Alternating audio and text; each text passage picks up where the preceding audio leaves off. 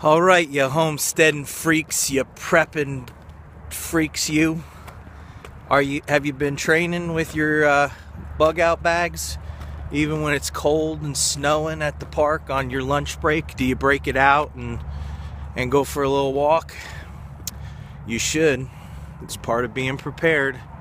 Some people say that my go bag's too big, and maybe it is, but I got everything I need, and it's better than having no go bag at all. If you don't have one, get one. Hey, porta potties. Hey, I'll be right back. I gotta dip in here.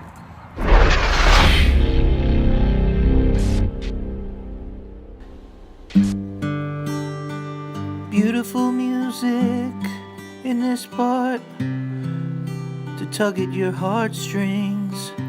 But seriously, people, you gotta get your soul right, or else none of it matters. But now let's prepare practically. How much food and water do you have for your family? Are you nervous about it? Do you think, oh, I can't do it? Well, listen, how do you get 3.5 years worth of food supply? You get it one bag at a time. Well, I got it one bag at a time, and it cost me only 99 cents. Just gotta keep your eyes on the clearance rack. Just 7 days in the freeze, we'll prepare these black-eyed peas, and we'll eat them 5 years now on New Year's Day. 'Cause Best By dates don't mean a thing. Best By dates don't mean a thing, yeah. Now, use by dates is something completely different, children.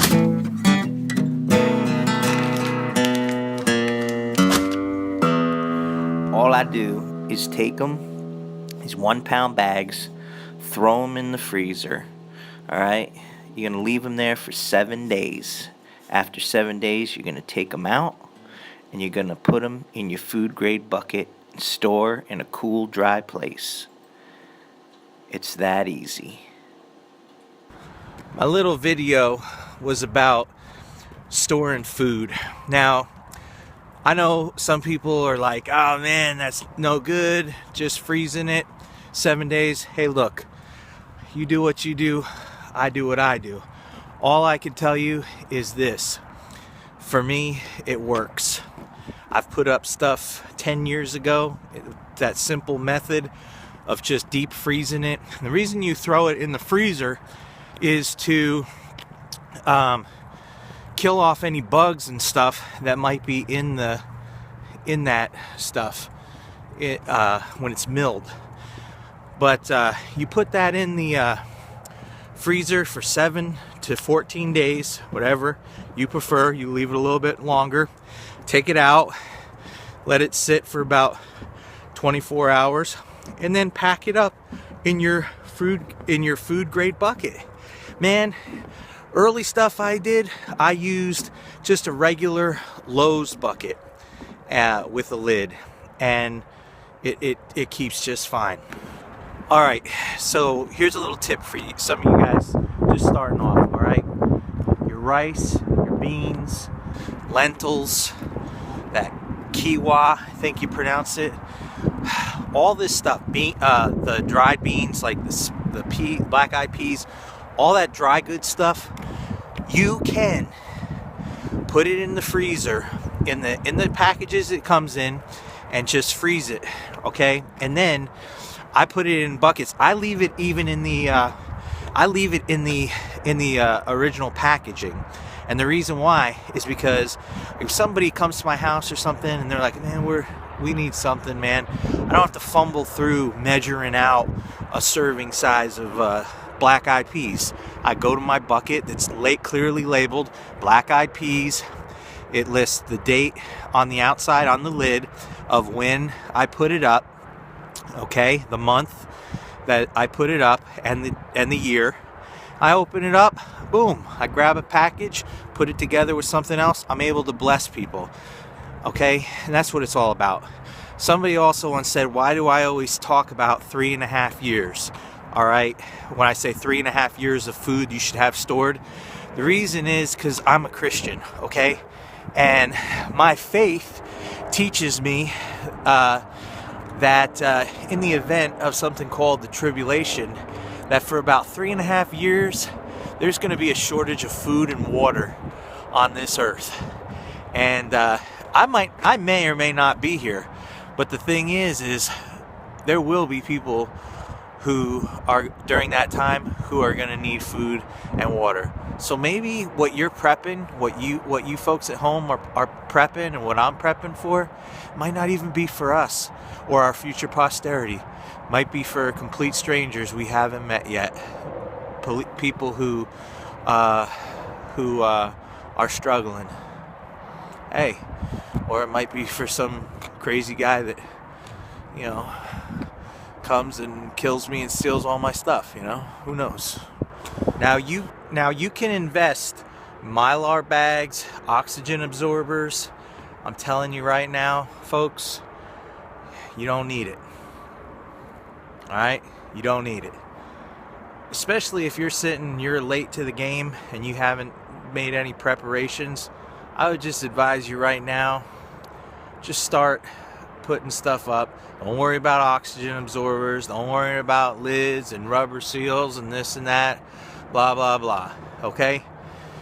The time to take your time and do that kind of stuff is I don't know. There's a sense of urgency is what I'm trying to get at. Okay? So you might go to the store. I got all that stuff that you saw in that video, those black-eyed peas, on clearance for 89 cents, plus I got an extra discount. They were on clearance. 20 pounds of black-eyed peas for 17 bucks. It's a good investment, you know? The food grade buckets you get for free if you follow my advice and you click on the link in the description, which will be right here. Boom, I know how to do that now. Thanks to my boy at Cog Hill Farm. And you set it in a cold, dark place and you're good. When I started this thing, putting stuff up and preparing for hard times, I started one can at a time. In fact, I didn't even buy anything at first. My mentor came and he gave me a box. And he said, these are some items, an example of some items that you need to put up for you and your family, just in case there's ever a crisis or something. And I've been doing it ever since. I just want to encourage you guys. You love your family. You want to provide for them. You don't want to be caught off guard. You don't want to have anything come up, and you never want to look in your children's eyes and see them hungry. Thanks for stopping by. Thanks for stopping by, Peacewood guys. I gotta get back to training, and so I'm gonna just gratuitously walk off out of this frame, and then I'm gonna stop and like run back and get my camera. All right. God bless you.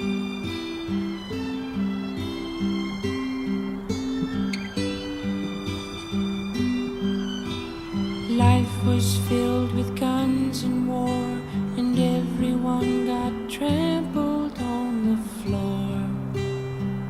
I wish we'd all been ready.